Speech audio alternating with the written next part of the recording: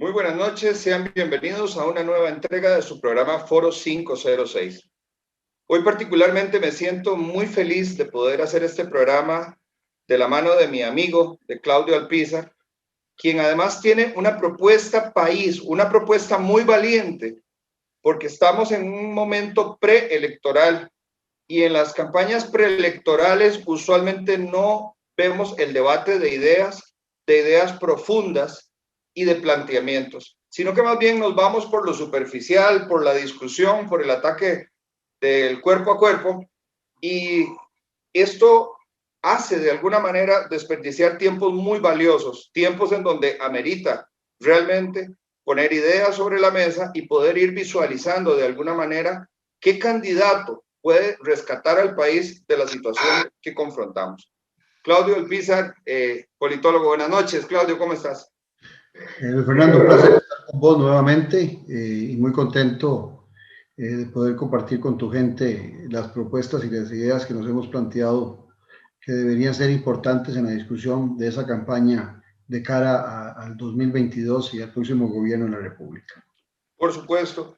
Claudio, hay una verdad aquí que es innegable, y es que el Partido de Liberación Nacional, a pesar de que es uno de los partidos grandes, también es un partido que por alguna razón que podríamos decir una parte de responsabilidad de la prensa, otra parte de algunos partidarios que se fueron a otras casas y también han atacado desde afuera. No es una mentira que el PAC está compuesto por una buena parte de liberacionistas, ¿verdad? Han hecho que esta institución de tantos años también hoy sea la más cuestionada, ¿verdad? Y entonces eso permite de alguna manera sentir que es una institución que puede dar un paso al frente, pero al mismo tiempo hay unas fuerzas que la traen un paso atrás. Entonces yo sí percibo, Claudio, que vos a Liberación le das un aire fresco con el pensamiento tuyo, y como te sigo y sigo también tus publicaciones, veo que vos de alguna manera estás tomando una senda muy interesante, y creo que hoy vamos a dedicar todo el tiempo posible a poder ahondar en tus ideas. Sí. Bueno, Claudio, quiero hacerte una primera pregunta. Sale esta semana a la opinión pública a través de los medios de comunicación que el costo de inscripción para participar en la precampaña de Liberación Nacional es de 29 millones. Entonces yo quisiera hacerte una pregunta, y yo sé que vos sos una persona muy honesta para responder. ¿Crees vos que esto es un filtro o es más bien una barrera de entrada? ¿Un monto tan alto es algo que es justificable, o más bien podría ser una estrategia malintencionada para dejar a algunos por fuera y de alguna manera también hacerle un daño a la democracia? Mira, es definitivo que los procesos electorales son caros. La democracia es cara. Cada proceso que desarrolla a nivel nacional el Tribunal Supremo de Elección son cientos de miles de millones que cuesta el proceso.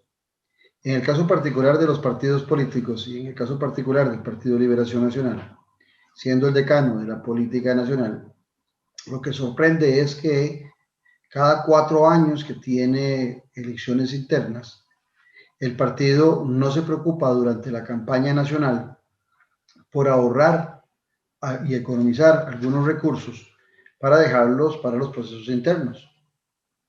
Eso lo ha hecho Liberación no ahora, sino siempre. Se ha preocupado mucho por gastar grandes cantidades de dinero, pedir donaciones en los procesos nacionales y disparar todo el dinero, e inclusive en muchas ocasiones ni siquiera se queda con el dinero de la capacitación, que podría ser lo mínimo que un partido político serio debería tener. Más en el caso del Partido de Liberación Nacional, que hay que recordar que antes de ser partido en 1951, en octubre del 51, tuvo una célula de gente muy bien dotada, con un pensamiento socialdemócrata, que tenía como punta de lanza a Rodrigo Facio, que tenía a Daniel Oduber, que tenía a Carlos Monge Alfaro, que tenía a Roberto Brenes Mesén, a Isaac Felipe Azofeifa y otras figuras muy representativas que pensaban, y después de pensar, pues eso le dio forma, junto con la figura de José Figueres Ferrer, don Pepe, al partido de 1951. pero ya Liberación es un partido que no piensa, es un partido que es una maquinilla electoral de segunda y tercera categoría y tampoco guarda los recursos para esos procesos internos. Y entonces definitivamente, cuando los montos son tan altos como 29 millones, que se hablaba de 25 en un momento de 20 y todavía eran altos, por supuesto que 29 millones de alguna manera puede representar lo que vos estás diciendo, de que billetera mata galán, le diría yo en frases muy populares. Una barrera de entrada, claro. Una barrera de entrada que a todas luces perjudica la democracia interna del partido. Ciertamente, esa barrera pues, podría existir, el monto de la inscripción podría ser, qué sé yo, 5 millones de colones, porque también a lo mejor si no hubiese una cuota de inscripción, terminaría Liberación con 50, con 100 candidatos a la presidencia de la República. Entonces, ciertamente tiene que haber un filtro, pero ese filtro que plantea Liberación hoy de un monto tan alto, y lo vemos también en la Unidad Social Cristiana, donde estaban hablando de 40 millones de colones. Esos filtros lo que definitivamente hacen es que solo puedan participar en un proceso electoral costarricenses que estén financiados por grupos muy poderosos, apadrinados, claro, que tengan mucho dinero. Y, por ejemplo, en el caso particular de nuestro movimiento interno de liberación, el Movimiento Esperanza Nacional, somos un movimiento de clase media costarricense. Dichosamente, el movimiento empieza hace 2 años, empezamos a pensar, a hacer un plan de acción, un plan de gobierno, pero paralelamente también hace unos 6 meses empezamos a recoger unos chuminitos, ¿verdad? Que todos hemos ido aportando y esperaríamos poder llegar de aquí al día de la inscripción, en la segunda semana de abril, con el capital suficiente para apostarle a esa inscripción, que esa siempre fue la idea nuestra, porque todos en el movimiento, Fernando, trabajamos poniendo los recursos nosotros mismos. Yo vengo llegando de una gira y cuando salimos de gira, el hospedaje que cada uno lo paga cada quien. Claro. La gasolina, vamos entre todos. Los alimentos los paga cada quien y vamos a una gira 5 o 6 personas.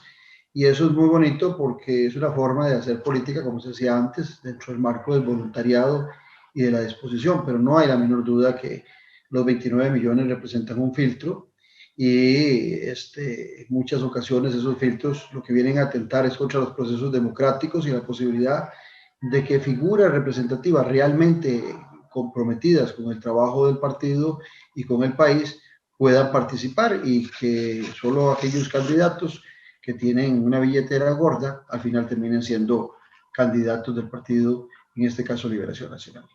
Claro. Claudio, yo he escuchado, bueno, he leído y te he escuchado en tus programas y he leído tus publicaciones y yo veo que vos haces un enorme hincapié en la socialdemocracia. Yo quisiera hacerte una pregunta que no sé si es una pregunta que vos de alguna manera has estudiado y es si el costarricense, el ciudadano común, tiene claros los conceptos de derechas, izquierdas, de republicanos, de socialcristianos, de socialdemocracia.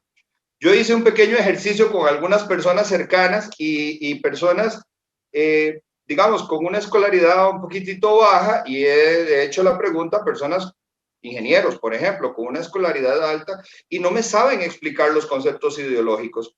Entonces nosotros vemos, por ejemplo, hice otra investigación más, googleé para ver, digamos, todo el espectro ideológico que tenemos en Costa Rica y por lo menos lo que te aparece de primero en Wikipedia es a Fabricio Alvarado como extrema derecha y luego se vienen los colores como hacia el centro, ponen a Liberación como en centro izquierda, yo diría que más bien más izquierda, y luego ponen en extrema derecha al Frente Amplio.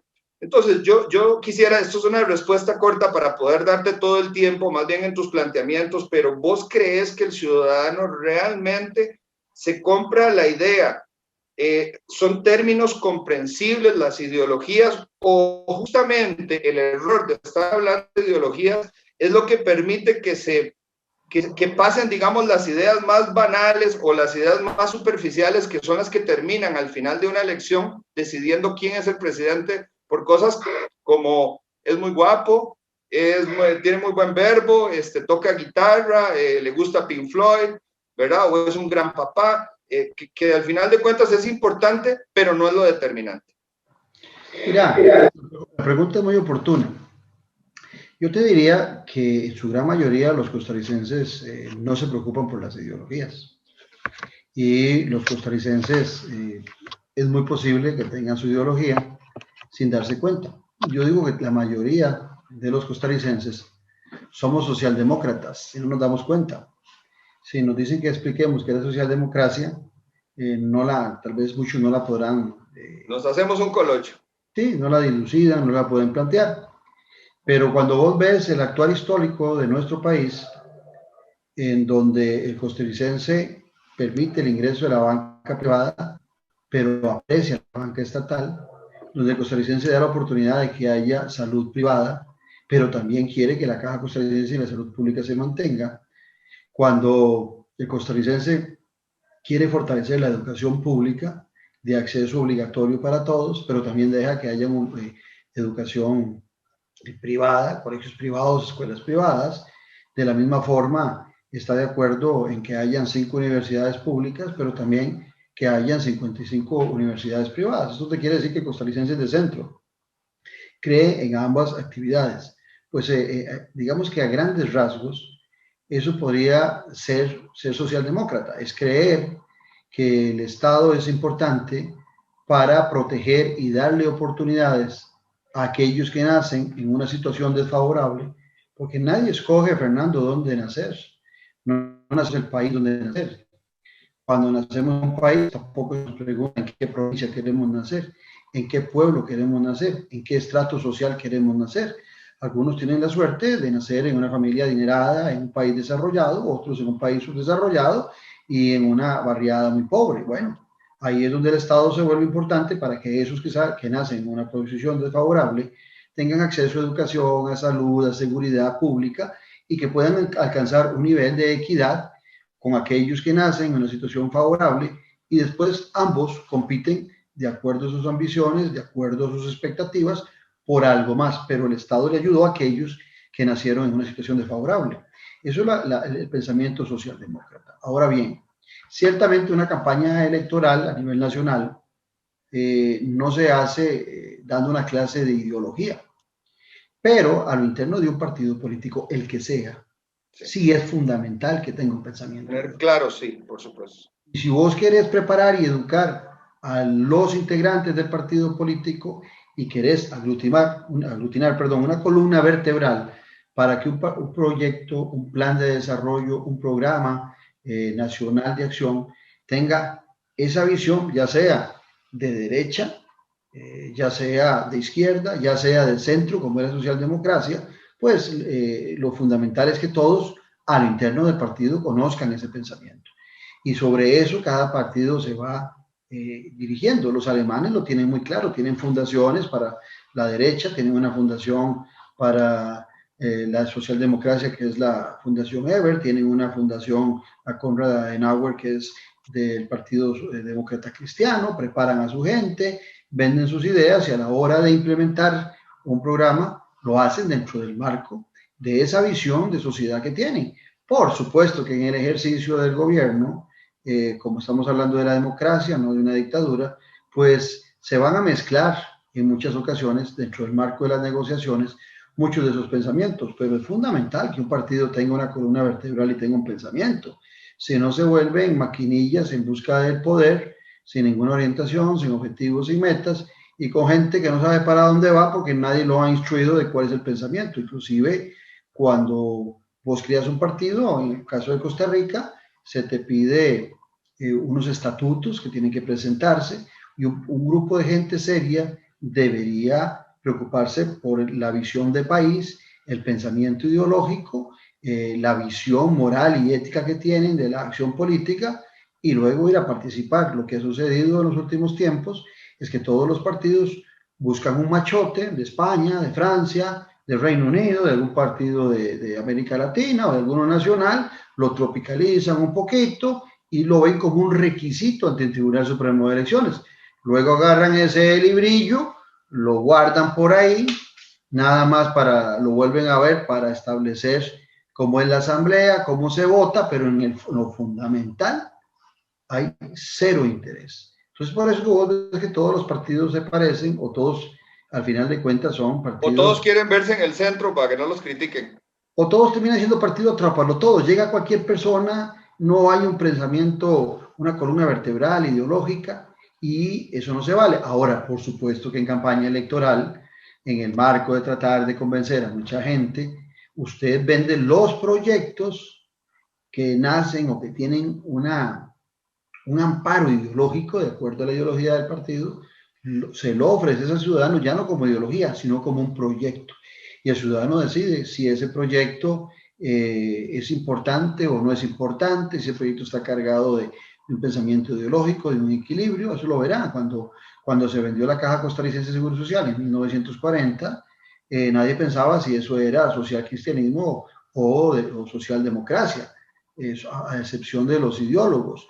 La mayoría de la gente le gustó la idea de tener acceso a la salud pública. Igual pasó con la educación pública.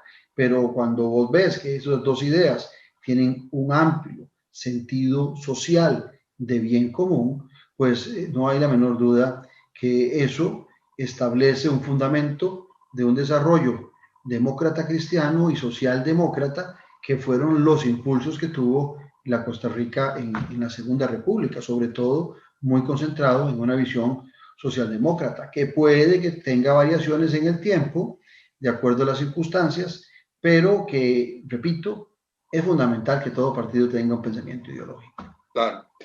Claudio, a mí me gustó mucho el planteamiento que vos estás haciendo, además de que me gusta, lo veo muy valiente. O sea, salir en este momento con ideas, en una pre-campaña, ya con ideas que le dan forma a tu propuesta de candidatura, de finalmente si pasas el proceso y llegas a ser candidato, ya vas bastante más armado, digamos, con un mensaje que de alguna manera ha podido calar en el electorado, en este caso del Partido de Liberación Nacional.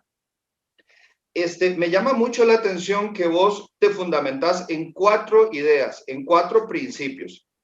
Y entonces yo mentalmente cuando vi esto tuyo y lo leí, me imaginé como la analogía de una avionetilla de un motor, que fue más o menos la cantaleta que se dio en las elecciones anteriores, inclusive en las elecciones del 2014. Era una avionetilla con un solo tema. Uno era el cambio y el otro eran los derechos humanos de tercera generación. ¿Qué pasa si Claudio sale hoy en día o cualquier persona que aspire a la presidencia con 2 ideas? Pues si le falla un motor, habría que ver si sale adelante solo con uno. Pero en el caso tuyo, me gusta la analogía de los 4 porque funcionan como un dron. No sé si vos has visto que el dron se levanta desde el fondo hacia arriba con 4 motores, y eso le permite, primero, tener una visión muy interesante, ¿verdad? Yo creo que no hay mejores panorámicas. Pero por el otro lado también, si falla uno de los ejes, todavía tiene sustentación en los otros 3 ejes, ¿verdad? Entonces, me parece muy interesante ver esos 4 elementos por donde vos haces un planteamiento transversal, digamos, hacia áreas muy importantes para la sociedad, y que también da la impresión de la estabilidad que generaría una mesa con 4 patas, ¿verdad? Que no se va a ir de un lado a otro, sino que es tan importante una idea como la otra para poder tener con toda la propiedad, digamos, la estabilidad para salir adelante y también despegarnos del suelo. Entonces, vos haces, Claudio, en tu primer eje, una revolución productiva.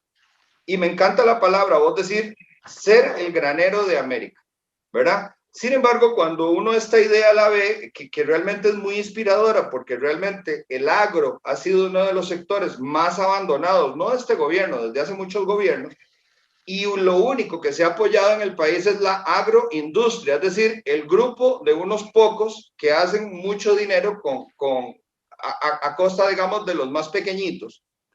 Sin embargo, Claudio, la realidad de nuestro país es que hay al menos 4 barreras que podrían hacer que esta idea tope, digamos, con un muro. El primero, los grupos agroindustriales hacen grandes lobbies y financian campañas políticas para defender los privilegios que se le han dado, por ejemplo, con arroz o el caso de la caña, inclusive también el mercado de las carnes, que tiene grandes protecciones arancelarias.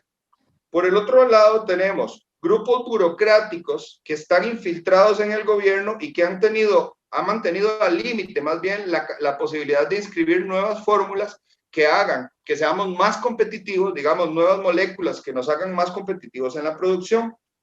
El otro tercer grupo que a mí me parece que es complicado es el grupo de los ambientalistas, que hoy cuando se quiere una iniciativa ellos dicen no me toque eso, ahí había un humedal, no me toque eso afecta a un río, no les doy agua, quieren el agua porque son neoliberales y este tipo de argumentos. Y por el otro lado es que tenemos unos altos costos operativos para poder ser competitivos, digamos, con otros países de la región. Pero la idea es extraordinaria. Entonces te digo, ¿cómo echar a caminar esta idea considerando esos 4 factores que son como barreras de entrada? Nosotros, vos has visto que nuestro logo es un trébol de 4 hojas.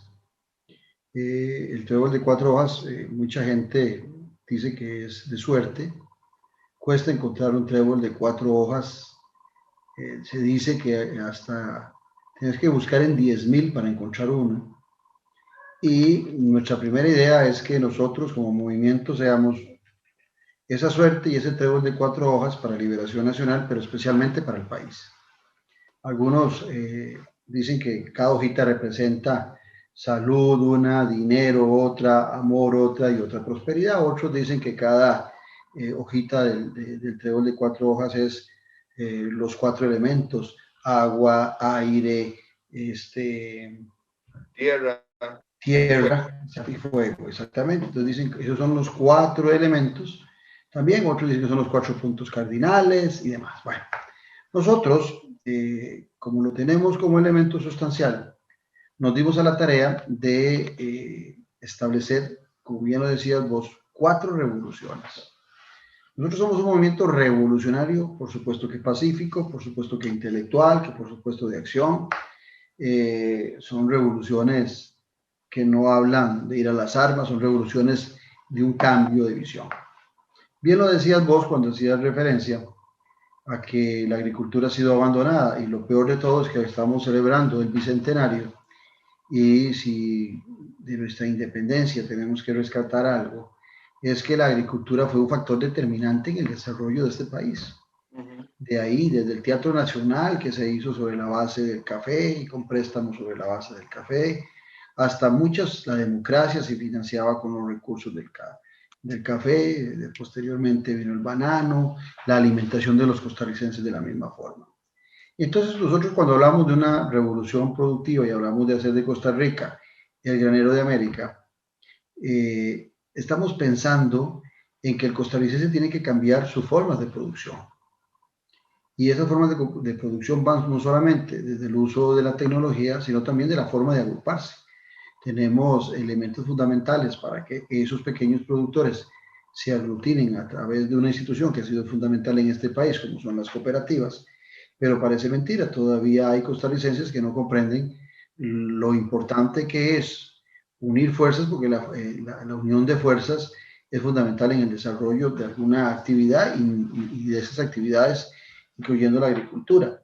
Nosotros dividimos el proceso en 4 revoluciones: revolución productiva, revolución tecnológica, revolución económica y revolución social. Por supuesto que cuando las explicamos, las hacemos en forma separada, pero están asociadas, son consustanciales. No podemos pensar que no van alineadas. Ahora bien, esta revolución productiva va desde cambiar la forma de alimentar, de producir, de criar el ganado, hasta de la forma de generar los alimentos, desde el tema de la seguridad alimentaria hasta el tema de volvernos el granero de América. Algunos podrían decir que ostentosos. Quieren ser el granero de América, un país tan chiquitito, nosotros no tenemos la capacidad. Esa visión de que todo es pequeñito y que somos subdesarrollados. Bueno, resulta que Holanda es 10.000 kilómetros más pequeño que Costa Rica. Y resulta que Holanda tiene 17 millones de habitantes. O sea, tiene 10.000 kilómetros, sería como quitarle Guanacaste, Gualajuela. Completo, sí. Y a pesar de eso, tiene más gente viviendo. Entonces uno podría decir, ¿y dónde siembran esta gente? Porque resulta que Holanda es el segundo productor agroindustrial del mundo, solo superado por Estados Unidos de América, que es un país que será 250, 300 veces más grande que Holanda. Bueno, es el uso de la tecnología lo que le ha permitido a Holanda convertirse en un distribuidor agroindustrial a gran escala a nivel mundial. Y nosotros, teniendo más espacio, teniendo un recurso humano valiosísimo, lo que ocupamos es desarrollar la tecnología en el plano y en la inversión agrícola. Ahora vos me planteabas el tema de cómo hacerlo. Bueno, nosotros por un lado, nuestra banca estatal terminó siendo más banca financiera, más banca para compra de artículos suntuosos, que la banca estatal de desarrollo que tuvimos a partir de los 40, y que funcionaba muy bien. A mí me parece muy bien, volvemos al tema que vos me dices antes, yo te decía que somos socialdemócratas, tal vez sin darnos cuenta todos los costarricenses. Claro, se abrió la banca, no me recuerdo si fueron los 80 finales o los 90, se abrió la banca para que participe la banca privada y eso me parece muy bien. Lo que no me parece es que la banca pública haya tomado el camino de creer que es una banca privada, de competir con la banca privada, y hasta tuvimos que crear una banca de desarrollo que no está caminando con la velocidad que queremos, que los recursos no los coloca con la velocidad que queremos, que no se quieren colocar esos recursos con riesgo para el desarrollo de actividades, entre ellas la agricultura. Entonces ahí hay la necesidad de hacer un cambio.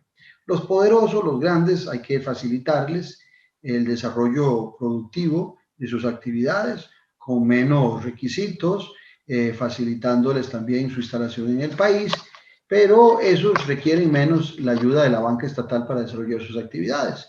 Y si sus actividades son muy lucrativas, pues pueden buscar perfectamente préstamos, créditos de la banca privada, pero la banca estatal debería estar más concentrada en la micro, en la pequeña y en la mediana empresa costarricense, pedir 3, 4 millones, en un banco casi le piden que demuestre que es rico, pero puede llegar alguien haciendo lobby, en un negocio similar al cementazo, pedir 50 millones de dólares sin garantías y se le presta muy fácil.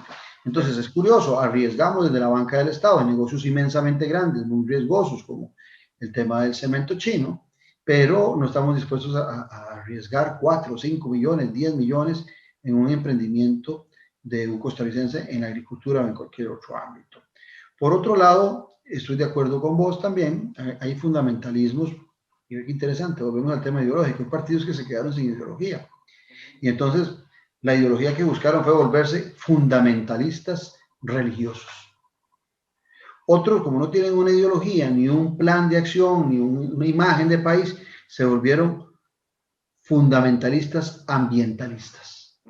Y entonces, esas son las ideologías que empiezan a desarrollar. Otros partidos se volvieron fundamentalistas en la ideología del economicismo y dejaron de un lado a la sociedad y la necesidad de su desarrollo. Bueno, aquí es donde viene la importancia de generar proyectos muy afines a ese desarrollo que requiere el país y que la institucionalidad nacional tenga claridad de la importancia que tiene, que si la montaña no viene a mí, la institucionalidad, se llame COMEX, se llame Ministerio de Comercio, debe acercarse a los costarricenses. Hace algunos días andaba en Talamanca, hace unos 22 días, y la gente de ahí los estafan prácticamente. Un racimo de 30 plátanos se los compran a 500 colones, y ese plátano que se lo pagaron a ellos a 15, 20 colones, termina costando en un supermercado 200 colones. La unidad. La cadena de intermediarios que hay matan a ese productor. Bueno, entonces, en ese tipo de cosas,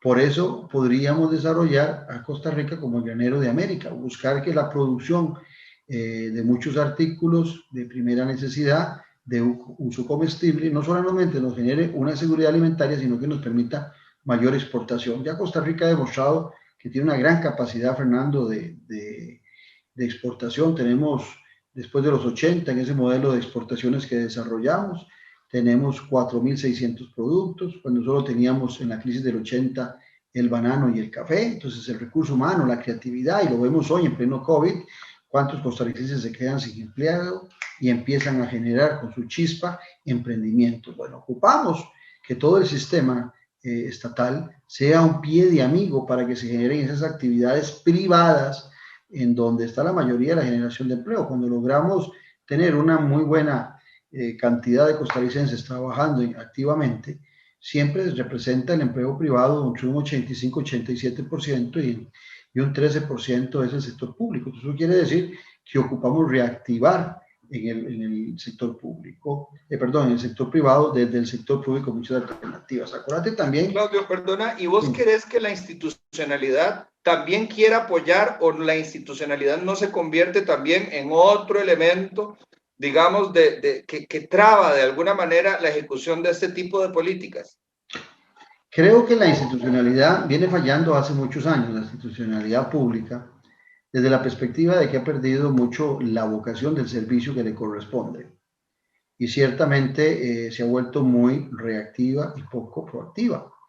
La gente habla mucho de las juntas agrícolas de los años del siglo pasado, mediados del siglo pasado, de cómo llegaban a buscar a los agricultores, les enseñaban, les promovían.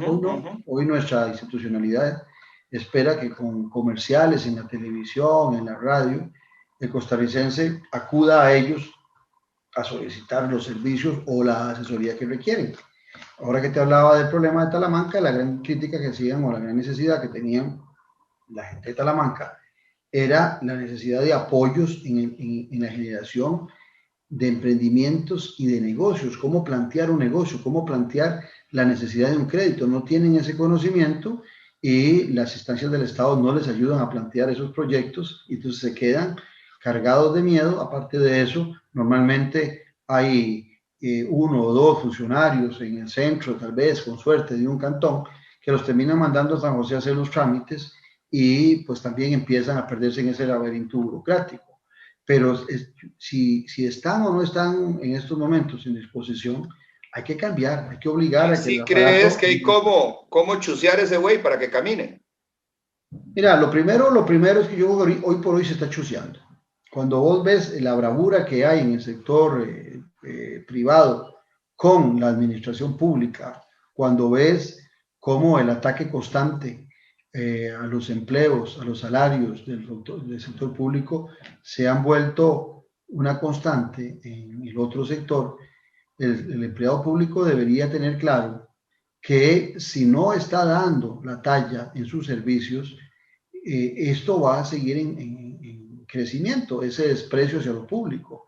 Si vos empezás a recibir muy buena educación pública, muy buena salud pública, muy buena asesoría en el tema agrícola, muchos apoyos, es posible que el costarricense se desentienda un tanto sobre los salarios son buenos o son malos en el sector público. Sencillamente estaría justificando los salarios que se pagan en aras del beneficio que está recibiendo del servidor público. Pero cuando el servidor público se ha vuelto perezoso, cuando no hay un exigimiento sobre lo que le corresponde, cuando no hay esa proactividad que es necesaria en el acompañamiento en todos los sectores a los costarricenses, pues por supuesto que las políticas públicas empiezan a ser desdeñadas, las políticas públicas empiezan a ser innecesarias para muchos costarricenses, pero lo más preocupante de todo eso es que si empezamos a dejar muchas cosas importantes que desarrolla el Estado costarricense, cuando queramos regresar, eso tiene que tener claro el empleo público, después de que es posible que se privatice, que se quiten algunas actividades y que el ciudadano diga, ¿por qué no regresamos? Nos hace falta aquello que quitamos. Ya esa vuelta de retorno es muy difícil. Entonces, creo que el sector público está en una coyuntura donde le están obligando desde la crítica a mejorar. Y también las jefaturas, y sobre todo quienes lleguen a gestionar en las juntas directivas, instituciones autónomas, los ministros y los viceministros, deberían estar totalmente obligados a esa mejor gestión. Inclusive, recordar que en la Ley General de Administración Pública, la máxima autoridad administrativa, sin menoscabo de los poderes del ministro, es el viceministro. Y los viceministros, hoy por hoy, muchos se dedican a politiquear y a tener muchas actividades, y se les ha olvidado que la Ley General de Administración Pública los establece como la máxima autoridad administrativa y que eso los obliga a generar una muy buena gestión en sus instituciones. Sí, y yo creo que le agrego a tus palabras que también la molestia ciudadana pasa porque el ciudadano, que además de haber perdido el empleo, que además de estar viendo muy comprometidas las finanzas de su hogar para alimentación y cosas muy básicas, ni siquiera es para un lujo, no, es para vivir nada más. Llega la institucionalidad, y te lo digo por experiencia propia, tocas las puertas del MAC y como están en teletrabajo no hay quien te atienda. vas al municipio a pedir la colaboración de apoyo para una asesoría y no hay quien te atienda porque están en pandemia, entonces los mandan a hacer teletrabajo y vas por el otro lado del MINAE, si escuchan una motosierra en una finca caen, pero si les pedís ayuda porque resulta que la motosierra que escucharon fue un árbol que ponía en riesgo una casa o un granero o alguna cosa de estas de finca, ellos no aparecen. Entonces, realmente ahora todavía es más complejo porque bajo el pretexto de la pandemia y del teletrabajo, todavía el ciudadano quedó más abandonado que nunca. Ahora, Claudio, tu segunda visión, la revolución tecnológica, a mí me parece que además del reto que vamos a enfrentar con lo económico, que es un problema serio y grave que tenemos, la revolución tecnológica no está permitiendo, en primera instancia, al Ministerio de Educación Pública ver que el mundo cambió. Estamos, Claudio, a las puertas, te lo digo, hoy tuve una reunión con una persona de Chile y me decía, Luis, es que lo que se está aplicando ya en las inversiones en Chile es inteligencia artificial, realidad aumentada, la metadata, la robotización, la robotización de lo que le llaman bots, que son informáticos, y también la robotización productiva. Entonces, a mí me preocupan dos cosas. Primero, la burocracia costarricense quiere defender las cosas tal cual han existido y resulta que en muy poco tiempo nos va a caer encima como un tsunami, ya no un tema como el del virus, sino un cambio tecnológico permanente que va a borrar muchos trabajos. Y no estamos preparando a los niños, no estamos preparando a los muchachos y las universidades públicas están muy preocupadas por los pluses y la autonomía, pero realmente no se están enfocando en esta revolución tecnológica. Claudio, que no es el futuro, es el presente y es hoy. Ya, yo te decía que las cuatro patas de la mesa, como decías vos, las cuatro hojitas del trébol de cuatro hojas van unidas. Uno las disocia para explicarlas, pero van íntimamente ligadas. Cuando uno habla, yo te decía ahora, cuando uno habla del granero de América, no puede imaginárselo si no es implementando la tecnología. De la misma forma, una revolución tecnológica no se puede desarrollar si no empezamos por el kinder, por la escuela, por el colegio. Resulta que el problema nuestro es de gestión. No es carencia de recursos. En Fonatel, de las cosas buenas que pasó con el Tratado de Libre Comercio, hay muchas cosas que son muy críticas, pero una de las buenas fue que cuando se abrió la participación a empresas privadas y públicas en el desarrollo de las telecomunicaciones, se puso un canon, que es Fonatel, que es el Fondo Nacional de Telecomunicaciones, que está gordito en dinero, está bien gordito, que dichosamente también los diputados del momento, no por la ley, sellaron cualquier posibilidad de desviar esos recursos. Meterle mano. Sí, como quiso hacer el presidente Carlos Alvarado, que los quería coger para el fondo, para proteger, ¿verdad? El fondo de proteger, los bonos proteger y disparar los recursos, y no pudo. Inclusive hasta se le fueron el ministro y se le fue el viceministro por querer tocar los dineros, y aún yéndose ellos se dio cuenta que la ley no se lo permitía. Pero tenemos esos recursos ahí. Y tenemos la expertise que es tremendamente amplia en el Instituto Costarricense de Electricidad, que conoce y ha desarrollado toda la infraestructura eléctrica a nivel nacional, junto con la cooperación de muchas cooperativas, y eso tenemos también el expertise. Pero resulta que hay algo que está atrofiando esa posibilidad de tener internet en todo el país. Ahora vos hacías referencia a las universidades. Este año las universidades públicas lo declararon año, ¿cómo es? Año de derecho o de... Al sí. Derecho humano a la... Sí, correcto. Al acceso al internet, algo así, sí. En síntesis, lo que dicen y lo declaran es que el internet, el acceso al internet es un derecho humano. Está muy bien. Las universidades lo plantean. Bueno, pero resulta que lo que estamos teniendo problemas es en las municipalidades. Los permisos para construcción, para levantar torres, para desarrollar forma interna, bajo tierra, cableados. Cableados subterráneos, sí. No hay reglamentos en muchas municipalidades. Y entonces eso afecta mucho la posibilidad de incrementar el uso de la banda ancha y del Internet. Leí un día de estos que el Banco Mundial decía que por cada 10% que aumentemos la penetración del Internet y de la banda ancha, se genera un crecimiento en el Producto Interno Bruto de 3,5%, y que eso genera aproximadamente entre 70 y 80 mil salarios, empleos por cada implementación de un 10%. Nosotros todavía podemos involucrarnos mucho más de un 10% con los recursos que tenemos y con la capacidad que tenemos. Entonces, por eso te vuelvo a decir, porque ahora vamos a hablar de la revolución económica, todo está enlazado. Pero entonces, cuando vos ves la pirámide para hacer esto, lo primero, lo sustancial, es la infraestructura. Después de la infraestructura viene el desarrollo del software y de todo el uso interactivos. Sí, y después viene la educación del costarricense, que vos lo planteabas antes, también cuando hablabas de los empleados públicos, el temor a la tecnología. Bueno, esa brecha digital hay que romper con ella, y también los recursos de Fonatel permiten que sean utilizados para esa educación en tecnología y en la implementación de los nuevos recursos que salen a razón de ella.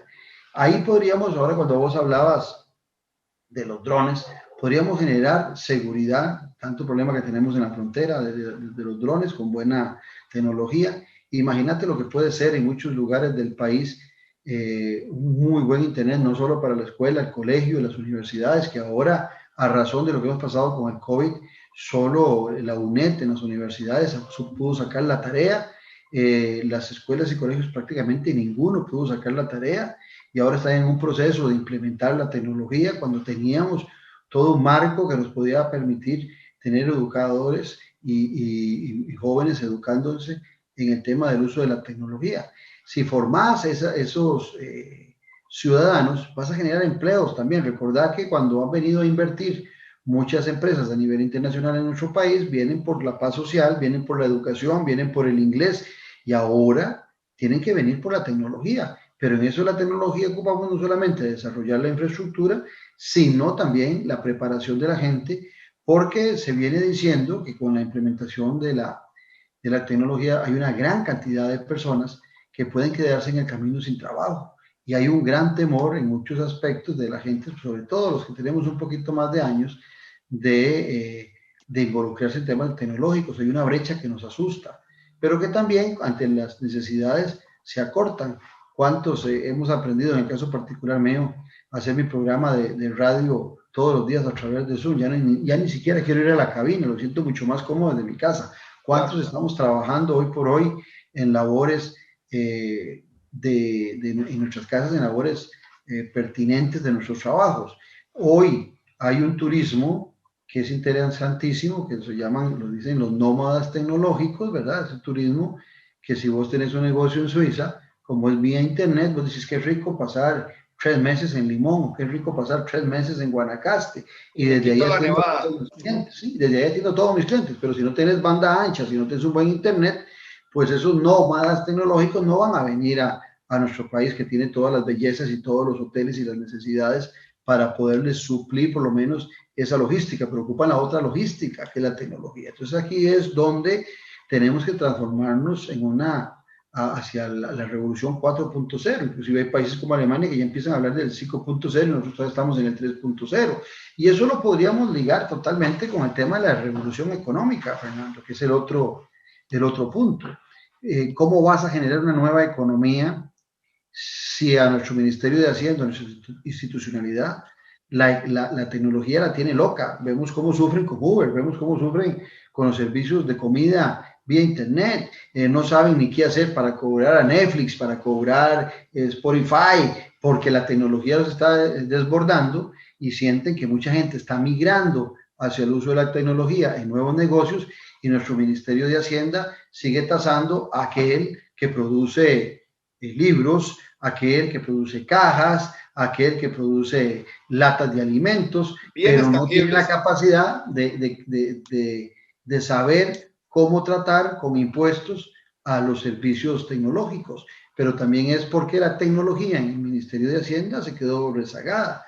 Ahí había un préstamo de 150 millones de dólares para desarrollar un excelente sistema en Hacienda. Algunos colegas míos en Liberación Nacional se oponen a esa inversión, pero yo me he investigado y ese préstamo se paga solo, es tal el crecimiento que va a producir una buena recaudación y un buen sistema en Hacienda de tecnología, que claro, 150 millones para mí, para vos y para los que lo están viendo, es un montonal de plata, pero cuando te dicen que esos 150 millones no van a representar ni el 1% del PIB, de lo que se va a utilizar anualmente y que va a producir entre un 3.5 y un 5% de una mejor recaudación, ¿vale o no vale la pena invertir? Por supuesto que vale. O sea, No, no hay que verlo solamente como un gasto. Te digo algo, Claudio, nosotros tuvimos en el programa al doctor Roberto Sasso, y Roberto Sasso va más o menos en la línea con vos, con una diferencia. Él decía, si nosotros contratamos el software como un servicio de alquiler, las actualizaciones nos las tienen que dar en el mismo contrato. Pagaríamos una fracción y resolvemos la implementación en un tiempo récord.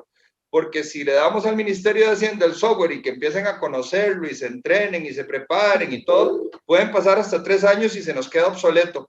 Y entonces perdimos el dinero. Y él decía, es mejor que la ejecución la haga un proveedor a través de una renta. Y me parece una idea brillante. Sí, y Roberto sabe más que vos y que yo de estos temas. Entonces, sí, hay que poner atención a los que conocen del tema, pero sí es definitivo que en el Ministerio de Hacienda la tecnología es urgente, pero en todo en el entramado institucional la tecnología es urgente. Urge en la caja.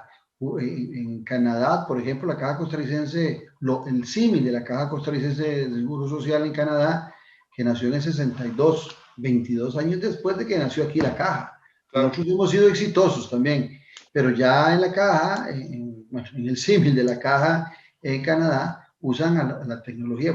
Por supuesto que Canadá es un país inmensamente grande y la usan para atender en larga distancia a muchos de sus pacientes y de sus ciudadanos. Bueno, nosotros en la tecnología funciona en salud, la tecnología funciona en la economía, funciona en el agro. O sea, hay que generar un cambio porque nos estamos quedando atrás por estar pensando en un modelo que ya ha pasado de moda y sobre el cual creemos que debe seguir caminando la economía. Cuando hablábamos del granero, nos dábamos cuenta que si Holanda tiene la producción que tiene, es sobre la base de la economía. Si vas a Suecia, por ejemplo, y te das cuenta de cómo recaudan los impuestos y te das cuenta que no circula una moneda en Suecia no circula un billete, todo es con tarjeta. Claro, esas tarjetas no tienen intereses de usura como en Costa Rica, ni siquiera los datáfonos es mínimo, es 0,00 no sé cuánto lo que te cobran de interés o por el uso de la tarjeta, pero tienen un control total sobre los ingresos y las salidas de todos los ciudadanos y de todos los negocios, y eso les permite no solo una recaudación, bajar los impuestos, sino una recaudación muy acertada sobre el IVA, sobre impuesto de renta, y no el desmadre que tenemos en Costa Rica, que bien lo dijo Rodrigo Chávez cuando pasó por el Ministerio de Hacienda en 6 meses. Le bastaron 6 meses a él para darse cuenta de la clase de desorden y de las carencias tecnológicas que tenemos en nuestro Ministerio de Hacienda. Entonces, ese es otro giro en esa otra revolución económica, que también debe ir dirigida a una economía de bienestar. Debemos recuperar... Quisiera Claudio, dejar la parte de la revolución económica porque me parece súper importante para poder hacer el cierre del programa. Hay una una de las revoluciones, la tercera pata del banco o el tercer motor que se llama revolución social. Yo quisiera preguntarte qué es, en qué consiste esta revolución social. Lo primero es tomar el camino que tuvimos de un desarrollo, de un modelo de desarrollo de bienestar social. Nosotros hemos caído en una visión economicista donde lo único que importa es el debe y el haber, y se nos ha olvidado que lo que importa es la persona, los hombres y las mujeres que están alrededor de una economía. Y en esa economía de bienestar debemos empezar también por una distribución de la riqueza en una forma equitativa. Y cuando hablo de distribución de la riqueza no me estoy refiriendo a quitarle el dinero a los ricos para dárselos a los pobres. Esa no es la visión de la distribución. la distribución de la riqueza se hace desde el Estado.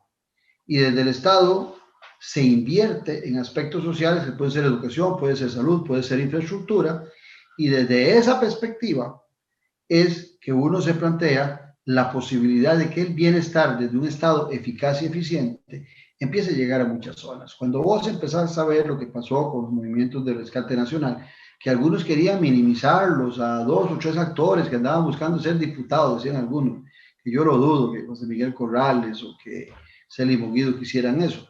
Pero lo que no veíamos, o lo que muchos no querían ver, es que hay una desigualdad creciente en el país, que las zonas salidas de la meseta central o del gran área metropolitana están padeciendo situaciones realmente apremiantes de mayor pobreza, de mayor desempleo, de mayor desigualdad, en un país que es sumamente caro como el nuestro.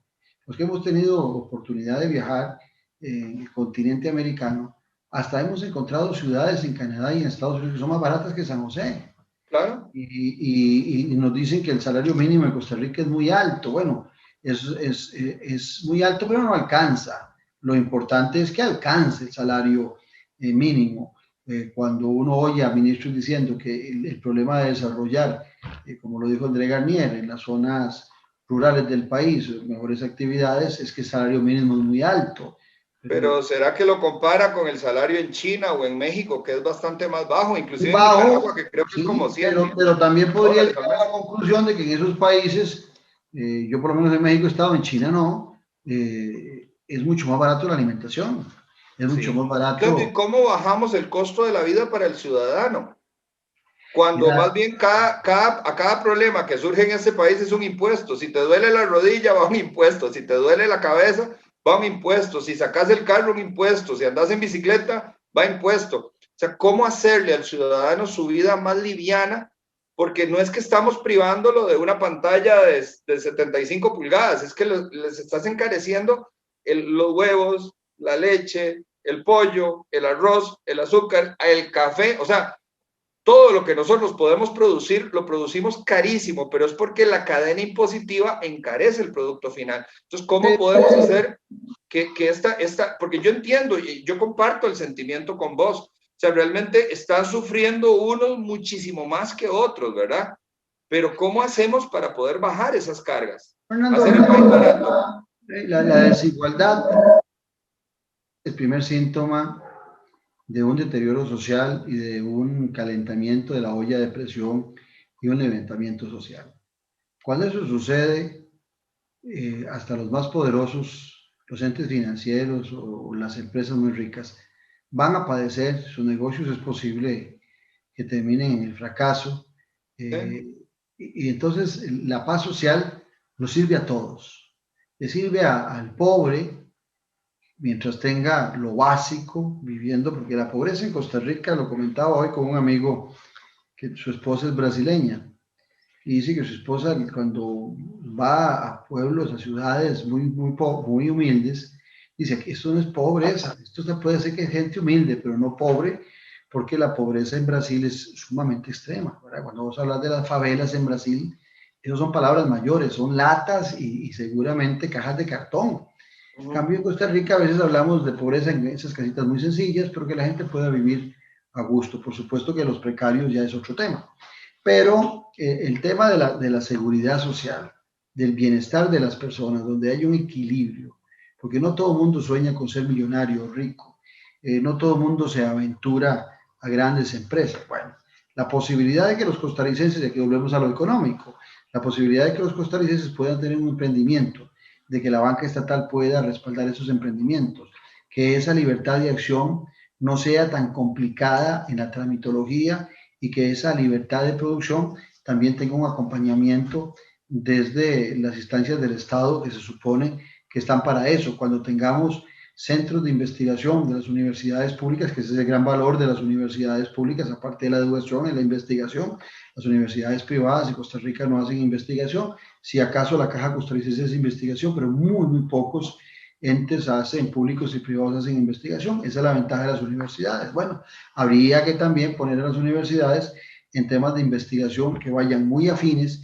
a esas nuevas posibilidades de desarrollo que tienen que tener en el estado de bienestar esas personas y que se requiere de una economía pujante. Por eso, aunque quisiera tratar en forma independiente las cuatro revoluciones, las cuatro terminan totalmente enlazadas y son necesarias para un desarrollo equilibrado de un país que en algún momento la pata que le flaqueaba era la pata económica, y a partir de los años 80 demostró un crecimiento importante en las exportaciones. Explícame vos cómo en 1982, terminada la crisis de Rodrigo Carazo, bueno, no terminado el gobierno de Rodrigo Carazo, 1982, Costa Rica, con una población que no superaba los 3 millones de habitantes, era menos de 3 millones de habitantes, tenía un ingreso per cápita de $1.034, un ingreso per cápita de 1.034. Hoy, a noviembre del año pasado, con 5.100.000 costarricenses, tendríamos un ingreso per cápita de $13.400. O sea, 13 veces más. Crece en el transcurrir de 40 años el ingreso per cápita. Pero ¿cómo es posible que paralelamente aumentó la desigualdad, sí, aumenta el desempleo y aumenta la pobreza? Hay una concentración de la renta, no nos engañemos. Hay grupos muy poderosos que han ido concentrando la renta y la pobreza ha aumentado. ¿Sobre qué sector aumenta la pobreza? Sobre gente que estaba en la clase media o media baja, que empieza a discurrir, que empieza a caer por las situaciones particulares de nuestra economía, de un estado poco eficiente, empiezan a caer en la pobreza. La pobreza se va surtiendo de gente de la clase media y no de la gente rica, es la gente de clase media que cae. Y la clase media en el desarrollo de nuestro país, desde 1940, con la aparición de las garantías sociales, del Código de Trabajo, de la Caja, de la universidad, empezó a generar una clase media que se fue asentando a partir de 1940 con una liberación nacional muy pujante para que esa clase media costarricense creciera. La clase media es la que consume, la clase media es la que le sirve a un comerciante, a un empresario, a un industrial que exista para que genere la captación de lo que ellos producen. Es un país lleno de pobres, Haití, de poco sirve tener muchas empresas porque no hay capacidad de consumo. Entonces, la economía se nutre también de ese bienestar social que se genera alrededor de un equilibrio y una distribución de la riqueza, que repito, la distribución de la riqueza no es quitarle a este para regalarle a este, no, es quitarle a este lo que corresponde en impuestos bien cobrados, que inclusive en una economía tecnológica, por lo que hablábamos antes, Fernando, podría bajar perfectamente el impuesto del IVA a un 8, un 10%, perfectamente, si tenemos una muy buena cobro con tecnología y bajando la tasa, se vuelve menos atractivo el huirle a ese pago y tasar con mayor facilidad y el cobro con mayor facilidad. Si quitamos algunas exoneraciones, también. Si motivamos, por ejemplo, a las zonas francas sin muchos impuestos sin renta, ¿por qué entonces a las cooperativas las tenemos que cobrar renta? ¿Por qué si les damos a las zonas francas, que su mayoría son empresas muy fuertes y transnacionales, todos los beneficios de que no paguen algunos impuestos, de que tengan todas las facilidades, porque generan empleo? ¿Por qué a las cooperativas que aglutinan a muchos costarricenses alrededor de actividades empresariales y comerciales, por qué las queremos tratar diferentes de las zonas francas? Lo que es bueno para el ganso es bueno para la gansa. Si las cooperativas funcionan, ¿no crees que también hay que protegerlas? ¿No crees que esta idea pasaría por dar un plazo perentorio a todo el mundo? O sea, darle ese oxígeno, pero por 5 años y por 10 años, pero sí, igual. Y si me quieren renovar a los 5 años, va y me contrata el doble personal ¿verdad? Para que se justifique.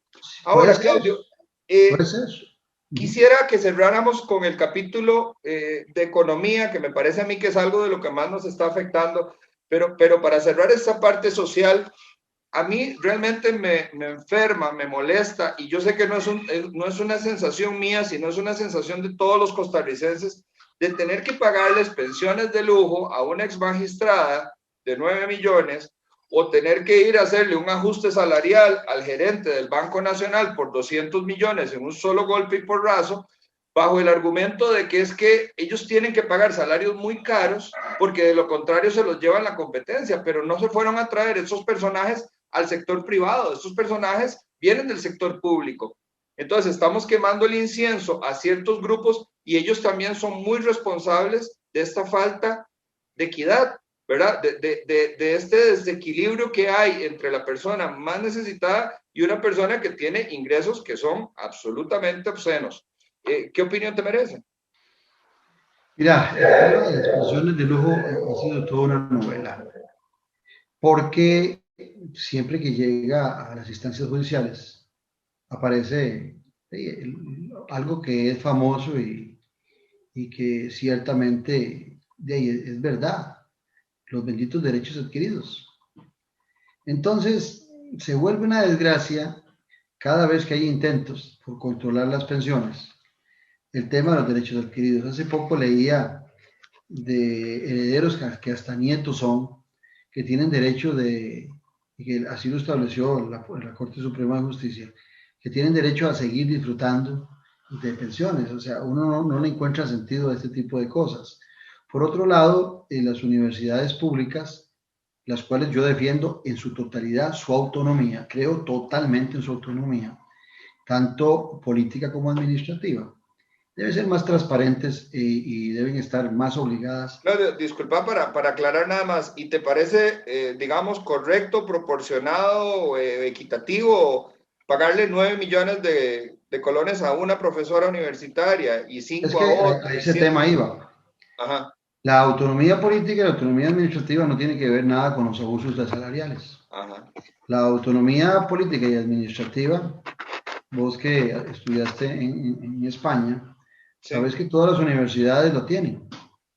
Eso es la libertad de cátedra constituida inclusive constitucionalmente establece esas necesidades de autonomía, inclusive las instituciones universitarias son autárquicas, pueden hacer sus gobiernos a como gusten, las 5 universidades escogen su rector de la forma que crean pertinente y el uso de los recursos también lo pueden invertir como crean pertinente.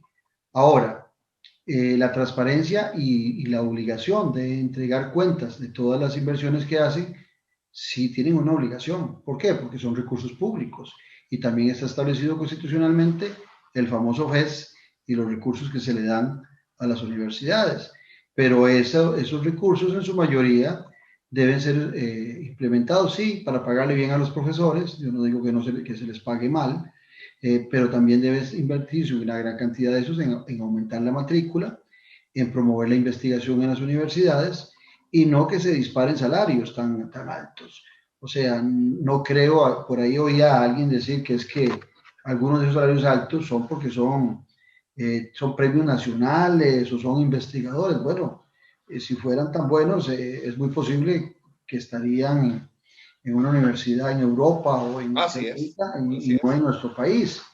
Pero también hay que buscar un equilibrio entre las posibilidades que tienen nuestras universidades y esos abusos que existen de salarios de 8 o 9 millones, que también luego se transforman en lo que vos hablabas antes, en pensiones, en el Claro. Magisterio Nacional. La gente ataca mucho al Magisterio Nacional y las pensiones de los maestros y de los profesores de primaria y secundaria son pensiones normales, no son pensiones de lujo. Las pensiones de lujo que salen a razón del Magisterio Nacional son las universidades y especialmente la Universidad de Costa Rica. No tanto el tecnológico, no tanto la UNED, ni siquiera la Universidad Nacional. Las mayores pensiones de lujo salen de la Universidad de Costa Rica. Debería existir un control sobre eso. Ahora, la autonomía universitaria, aunque a la gente no le guste, hay que respetarla. Si está constituida en la Constitución, ¿cómo vamos a decir que no la vamos a respetar? Y cualquier modificación de empleo público que se haga y se meta a las universidades, se va a caer en la sala cuarta. Si hablamos de las dificultades que hay cuando hay derechos adquiridos, con más razón, cuando el tema es constitucional y la autonomía hay que respetarla. Lo que deberíamos estar obligando a las universidades es sí, a las 4, como se abrigan en un mismo artículo constitucional, que tengan una instancia superior a las 4 al nivel, bueno, es que el servicio civil no lo tiene, no tiene ese nivel alto, pero una instancia similar al servicio civil que tenga un control y que estandarice los salarios en las universidades sin los abusos que se dan, porque el régimen académico en la universidad, de alguna manera, que existen en otras universidades, pero hay abusos aquí en el país, te permite que si sos licenciado, máster, doctor, y si sacas un segundo doctorado y un tercer doctorado, todo eso te va sumando, junto con anualidades, a un salario que se vuelve monstruosamente grande. Entonces, en el mismo régimen académico hay falencias. Fíjate que las universidades, especialmente la Universidad de Costa Rica, tiene una gran cantidad de profesores interinos, pero una gran cantidad. Y es porque si los dejaran después de varios años, están interinos, si los trasladaran a ser ya en propiedad, pasarían al régimen académico. Entonces, esos salarios que no son tan altos de los profesores interinos ganan normal. Ningún profesor interino tiene esos salarios que se anuncian tanto en los medios de comunicación. Tienen salarios normales, mejores que las de universidades privadas, pero eso no es nada extraordinario. Las universidades privadas pagan pésimo a los profesores. Entonces, eso no es nada extraordinario, tener un mejor salario que ellos. Pero como no entran al régimen académico, entonces no pueden inflarse sus salarios. Por eso las universidades no arreglan el tema de los itinerarios en los profesores, por el temor a que el CES, ahí no sería un 45, un 50% que se les va en planilla, sino prácticamente el 90% si tienen a todos los profesores interinos en propiedad.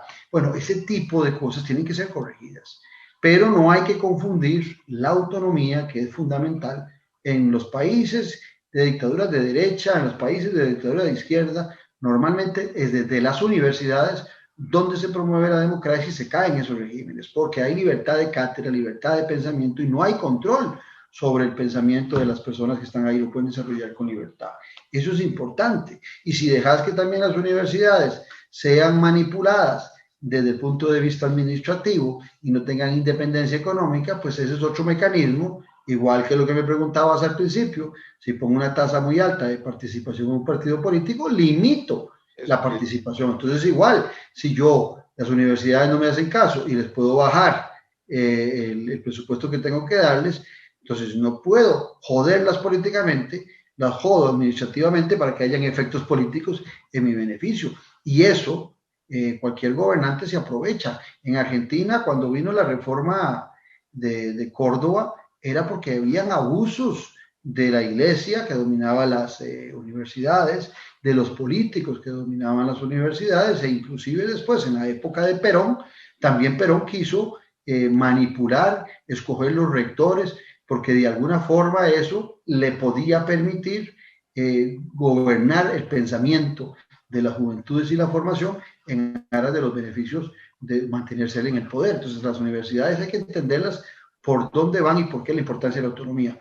Pero definitivamente los abusos que se dan en muchos de los salarios, y no hablemos del conserje, porque a mí a veces me da vergüenza o me siento mal cuando la gente dice, ¿cómo es posible que un conserje en la universidad gane 1,5 millones de colones?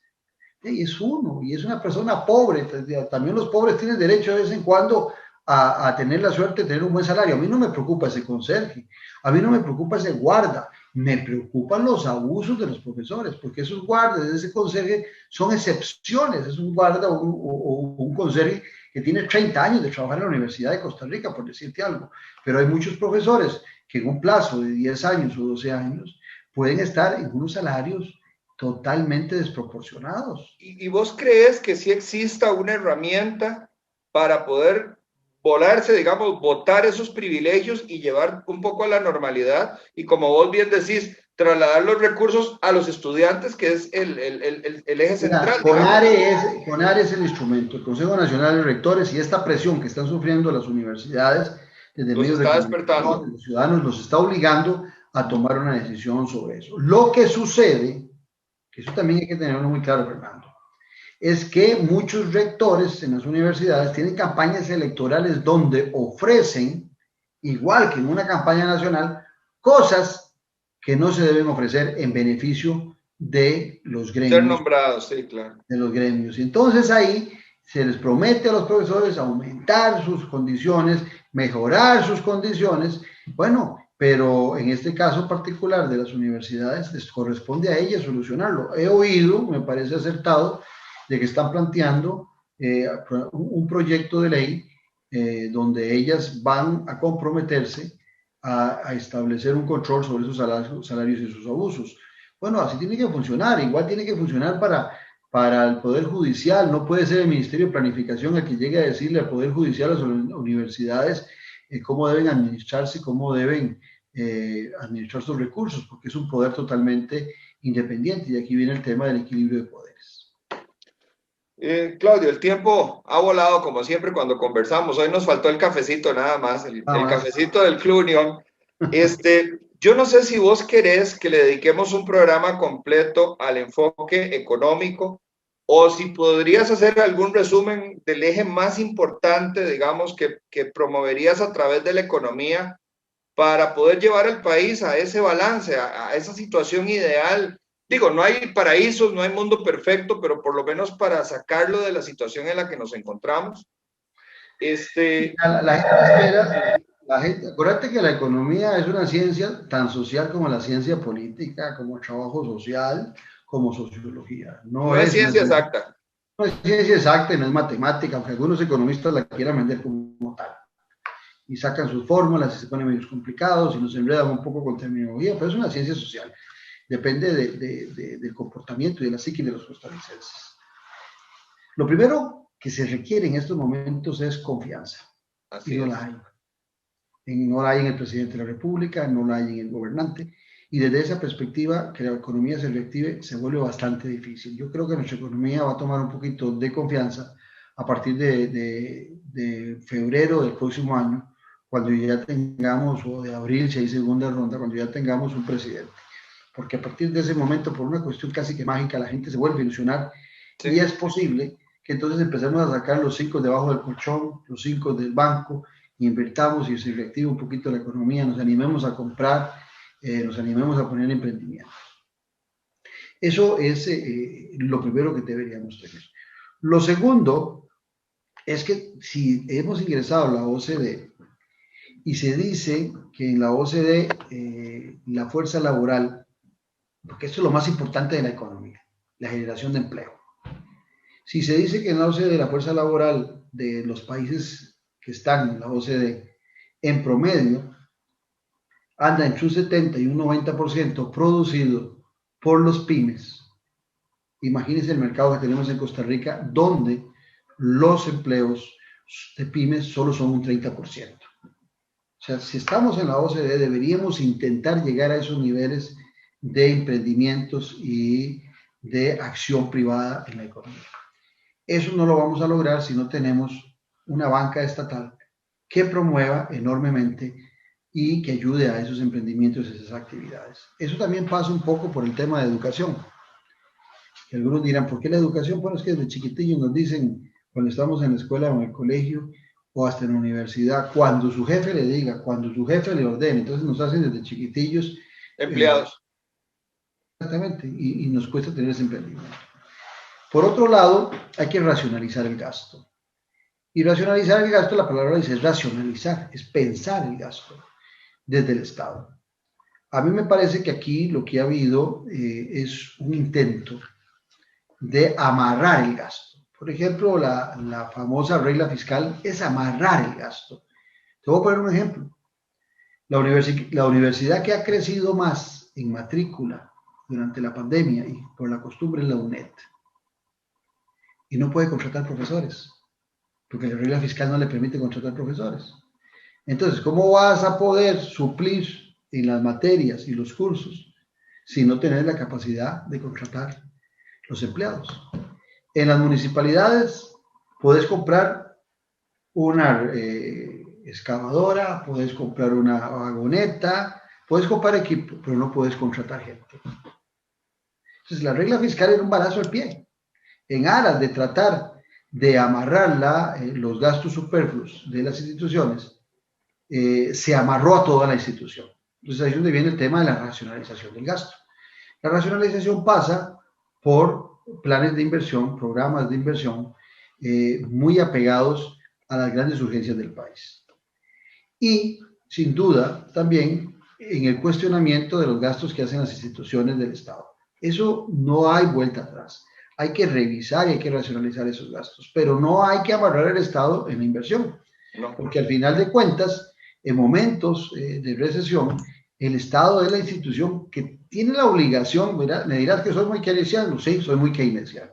El Estado es el que tiene la obligación de reactivar la economía con las actividades propias del desarrollo de infraestructura, de inversión en escuelas y colegios, y también en infraestructura, y de alguna forma reactivar la economía. Igual pasa con el tema de Dinadeco y las asociaciones de desarrollo, donde el Estado sí cede presupuestos, pero esos presupuestos es para reactivar en zonas, en poblaciones muy pequeñas, también actividades económicas que podrían estar reactivando en esas zonas de construcción y otras actividades que son fuertes en la reactivación económica. Por ahí viene un poco el tema. Ahora, la gente pretende que un candidato con varita mágica le diga y le invente algo para que el empleo, como por arte de magia, fluya. No es posible, no es posible. Y después, deberíamos estar pensando en cómo disminuir la deuda interna. A nosotros la deuda interna, para hacer números redondos, representa el 75% y el 25% de la deuda externa, pero la deuda interna en Costa Rica tiene unas tasas de interés monstruosas, porque le paga el Estado costarricense a entes estatales y a entes privados. Cuando se hablaba de buscar créditos a nivel internacional, con plazos largos y con intereses bajos para pagar deuda interna en el país y bajar el tema de los intereses que matan mucho el presupuesto nacional, que restringen mucho el presupuesto nacional, a mí me parece que era una idea muy loable, muy lógica, pero no, hemos seguido buscando créditos para mantener el Estado costarricense sin racionalizarlo. Para mantener el Estado. Es Sí, estático, sí. pero deberíamos mantenerlo racionalizándolo y activándolo en muchas actividades que son fundamentales en nuestra sociedad y que solo desde el Estado se pueden desarrollar. O sea, el Estado y la actividad privada van de la mano. Claudio, muchísimas gracias, de verdad que lástima, me da gusto, o sea, es decir, me encanta verte, ¿verdad? Pero me hubiera encantado más todavía que pudiéramos haber hecho este programa en vivo. Me gustan tus ideas y creo que le aportan, digamos, a esta pre-campaña un picante especial, ¿verdad? Y creo que te está saliendo de lo superficial y está bien que plantees desde ya ideas y que puedas, digamos, poner al ciudadano a pensar. Yo te agradezco muchísimo que sacaras el tiempo para estar con nosotros y ojalá te hayas sentido tan cómodo como yo con vos. No, siempre es un placer hablar. Muchas gracias, Fernando. Muchísimas gracias. No sé si querés decirle algunas palabras al público. Mira, agradecerles primero que hayan estado acompañándonos, eso es lo primero. Segundo, que nos tengan en el radar para su voto. Somos un movimiento serio. Queremos romper con algunos vicios que se han hecho progresivos en el Partido de Liberación Nacional. Queremos refrescar a Liberación Nacional con gente que ha estado por mucho tiempo en el partido relegada, para que los mismos de siempre sean los que estén ejecutando desde el poder. Queremos darle una independencia al partido de los entes poderosos, financieros y económicos, para que el partido piense en todo, tanto en esos entes como en el pobre, como en la clase media, como en el desarrollo de las pymes, que no haya una concentración sobre un sector que está concentrando mucho la renta y promueve las desigualdades, y pensando también en la necesidad de la reactivación de una economía donde efectivamente la empresa privada es fundamental, pero donde también el Estado tiene un papel protagónico para velar por esos que decía yo antes, que nacen en situación desfavorable y que no es la copa derramándose con esas gotitas la que va a poder sacarlos del estado de desabandono, de preocupaciones en que viven. Estamos totalmente decididos con estas revoluciones y con una visión diferente de lo que debe ser el ejercicio del poder, a tratar de hacer un punto de inflexión en lo que ha venido pasando en nuestro país. Yo personalmente, lo que me anima a esto es una vocación.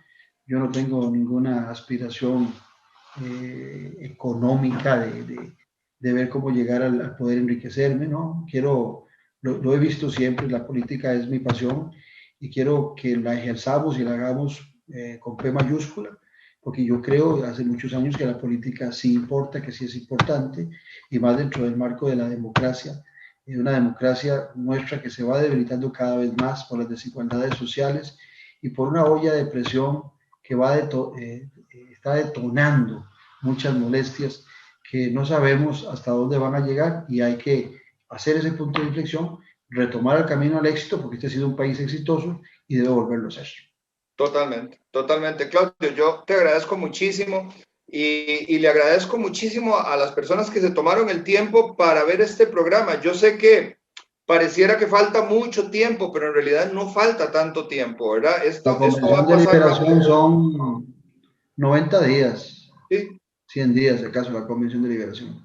Y yo no quisiera, como pasó en las anteriores, que la gente dice, bueno, es que finalmente voté por fulano porque no había por quién votar. No, claro que sí hay por quién votar, hay ideas. Y de repente, bueno, si las personas tienen acceso al conocimiento ideológico, pues bueno, por donde se acomoden mejor, pero lo importante es que ejerzan esa bendita derecho que tenemos todavía de poder ir a votar y que sea nuestro voto también un reclamo y que sea un reclamo válido y que permita nuestro voto de alguna manera cohesionar el cambio que el país tanto necesita. Claudio, buenas noches. Hombre, a vos, buenas noches. Y buenas noches a todos ustedes. Muchas gracias y nos vemos el próximo domingo.